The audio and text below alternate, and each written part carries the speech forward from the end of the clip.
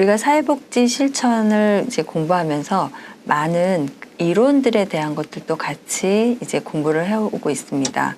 특히 기능주의나 아니면 우리가 여러 가지 이론에 대해서 이제 특히 개별, 그다음에 집단, 조직에 대한 부분들을 이제 공부를 하면서 이러한 것들이 그냥 단순하게 어떤 그런 것들로 인해서 이루어지는 것이 아니라 이 사회복지 실천을 가기 위해서는 여러 가지 다양한 학문과 그리고 또 그것들이 같이 연계되어서 갈 수밖에 없는 그런 여러 가지들에 대한 것들을 이제 공부를 하고 있는데, 특히 사회복지 실천에 있어서 가장 중요한 것은 서로 연결이 되고 있다라는 부분들입니다. 그래서 우리가 알고 있는 연결이 됐다라는 거는 그 사회복지 현장에서 특히 사회복지나 여러 가지를 할 때 모든 것들이 다 어떤 상호작용이 일어나야지만 그런 문제 해결이나 이런 것이 일어날 수 있다라는 것을 우리가 알 수 있습니다. 특히 사회복지 실천에서 중요하게 보고 있는 것이 이제 체계에 대한 부분인데, 이것은 서로 그 개인과 집단과 그다음에 그 개인과 집단을 구성하고 있는 이 어떤 사회 조직들 간의 이 체계에 대한 것들이 서로 연관성이 있다라는 이런 부분들이 아주 중요하게 생각할 수 있는 부분 중에 하나입니다. 상호 연관성이 있다라는 건 서로 상호 의존적인 부분이 있다라는 거죠.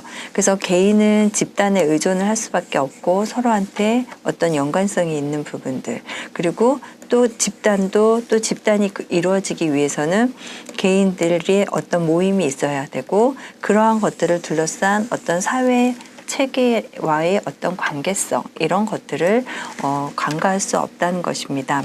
이렇게 상호 의존적인 부분과 그리고 그러한 것들을 해결해 나가는 이 과정, 이렇게 구성되어 있는 이 전체, 그리고 이런 것을 우리가 체계라고 얘기를 할 수가 있습니다. 체계 이론은 이러한 체계가 기능하고 그리고 단순하게 기능만 한다든지 아니면 이 체계들이 그 자리에서 머물러 있는 것이 아니고 성장하고, 또한 성장한 후에 발달하고 또 다른 체계와 상호작용한다라는 이러한 것들을 이 체계 이론에서는 설명을 하고 있습니다.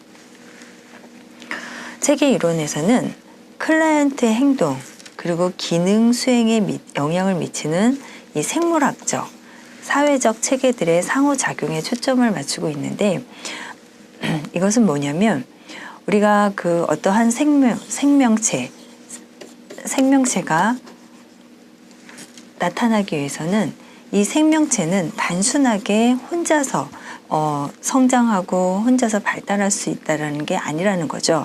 이것은 하나의 그 환경이라는 이 체계들과 연관을 통해서 물을 주고, 그리고 어떤 음식, 그러니까 영양분을 섭취를 하고, 그러면서 이 나무가 있으면 나무의 가지들이 맺혀지고 또한 열매가 맺혀지는 것처럼, 이러한 것들은 하나의 이 나무에서 연결이 되어 있는 다양한 체계들에 의해서 이러한 것들은 영향을 받는다는 겁니다. 이렇게 그러한 체계들에 의해서 영향을 받고 또 이러한 것들에 의해서 공급을 받음으로 인해서 이 나무와 열매가 성장할 수 있듯이 클라이언트도 마찬가지라는 거죠. 그래서 클라이언트의 행동과 그다음에 클라이언트 기능 수행에 영향을 미치는 것은 이런 생물학적인 사회적 체계들의 상호작용이 중요하다라는 것입니다. 체계의 모든 부분은 다른 부분에 의해서 영향을 받는다.